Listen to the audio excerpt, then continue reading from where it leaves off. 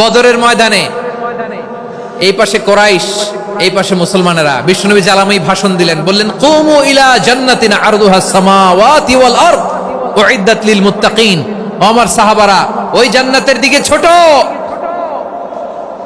যেই জান্নাত আকাশ জমিন বিস্তৃত। তোমরা দেখতে পাচ্ছ এটা বদরের ময়দান না, এটা আল্লাহর জান্নাত। আওয়াজ করে পড়েন আল্লাহু আকবার। বিশ্বনবী বললেন ছোট ওই জান্নাতের দিকে, যে জান্নাতের বিস্তৃতি আকাশ জমিন বিস্তৃত।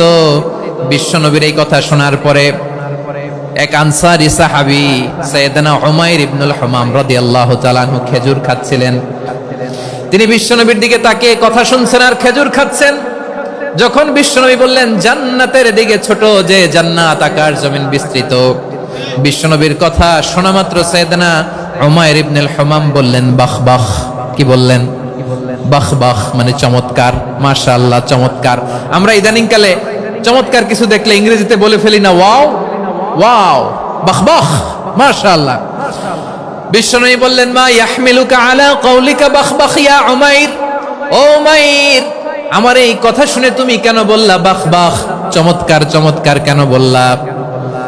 সাইয়েদনা উমাইর ইবনে হুমাম রাদিয়াল্লাহু তাআলা আনহু বললেন ইয়া রাসূলুল্লাহ, আপনার এই কথা শুনে আমি বড্ড খুশি হয়েছি, আর আমি প্রত্যাশা করছি আমি যদি ওই জান্নাতের মালিক হতে পারি তাহলে কতই না ভালো হতো। সুবহানাল্লাহ বলেন।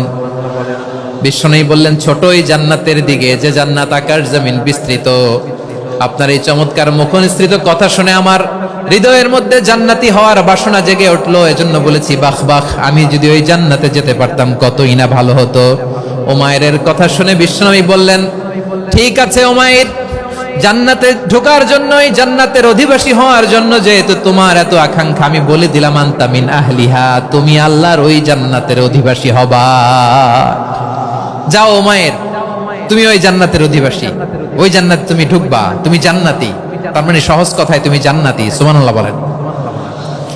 যখনই বিশ্বনবী বললেন জান্নাতি, সাইয়েদনা উমাইর রাদিয়াল্লাহু তাআলা আনহু খেজুর খাচ্ছিলেন আর মনে মনে ভাবে বিশ্বনবী যখন ওয়ারেন্টি দিয়েছে, বিশ্বনবী যখন গ্যারান্টি দিয়েছে আমি জান্নাতে যাব, তাহলে হাতে তো এখনো 3টা খেজুর বাকি।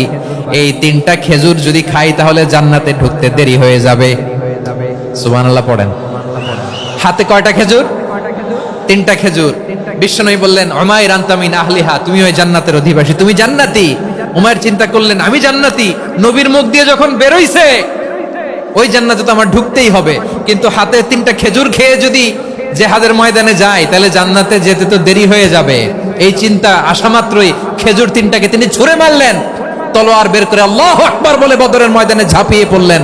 আল্লাহর শত্রুদেরকে কচুকাটা করে এক পর্যায়ে শাহাদাতের সুধা পেয়ে নিজেও জান্নাতি হয়ে গেলেন। পড়েন সুবহানাল্লাহ।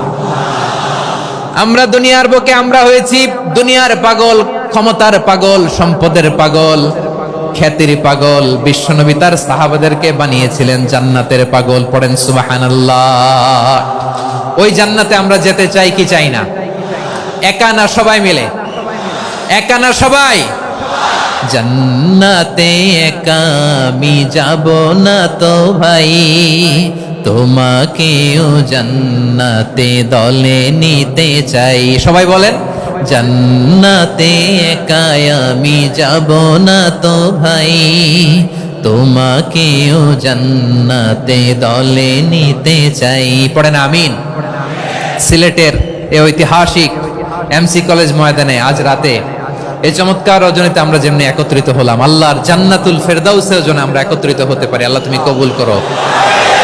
সবাই আওয়াজ করে পড়েন আমিন।